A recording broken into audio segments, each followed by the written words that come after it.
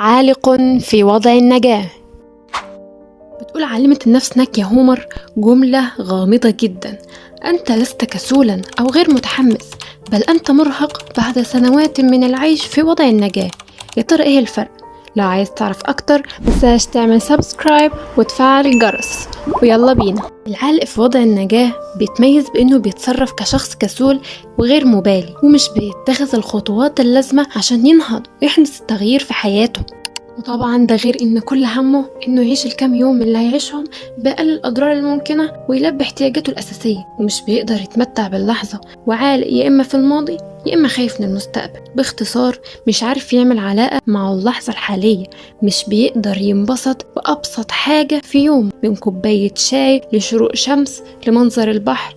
اي حاجة مش ممثلاله اي فرح، وده كله باختصار لانه مرهق بسبب تعامله مع مستويات عالية من الضغط النفسي. مش بس كده، لا، وكمان الضغط العصبي. دي فترات زمنية طويلة جدا.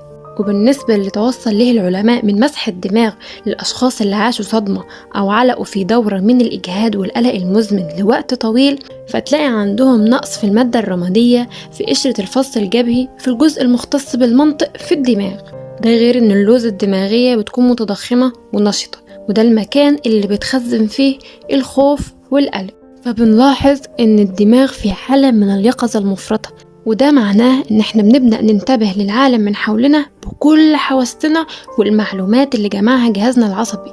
تخيل بقى كمية الضغط على دماغك في انه يفسر كل المعلومات والمواقف دي في نفس الوقت، وده ممكن يؤدي بالشخص لحاجة من اتنين: يا إما ينفجر ويقع في حالة صدمة، يا إما إنه يقع في يأس، وده اللي بنسميه وضع النجاة. ومن أحد الأسباب اللي أثبتت الدراسات إنها بتوقع الكتير في الحالة دي التركيز المفرط على الاحتياجات الفورية. بمعنى لما يكون الشخص في وضع البقاء على قيد الحياة بيعطي أولوية الاحتياجات الفورية على حساب الأهداف طويلة الأجل، فبالتالي بيضطر للتعامل باستمرار مع تحديات الحياة اليومية. فكده ما عادش بيبقاله إلا شوية طاقة بيوزعهم على نموه وتحقيق اللي في نفسه فيه.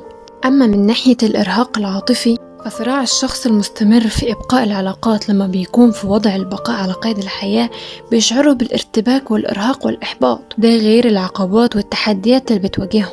ولو انت داخل عشان تعرف ايه اللي المفروض تعمله، عايزاك لما تحس ان بطاريتك خلاص هتفصل وان طاقتك وصلت لأقصاها، ادي نفسك استراحة من التفكير، استراحة من المذاكرة لو لسه بتدرس، استراحة من اي حاجة بتستنزف طاقتك، واسأل نفسك سؤال بسيط: ايه اللي في نفسك تعمله؟ ايه الحاجات اللي بتحب تعملها؟ اكيد هتلاقي اجابات كتير. على طول يلا قوم اعملها. أصل لو تم استنزافك لدرجة إنك مش قادر تحس بطعم الحياة، إيه الفايدة والعبرة من كده؟ فكل المطلوب إنك تسمع نفسك وشوفها بتقولك إيه. وأكيد دلوقتي عرفت قد إيه العيش في وضع البقاء على قيد الحياة نضال مستمر ممكن يخليك مرهق على الصعيد العقلي والعاطفي وكمان الجسدي.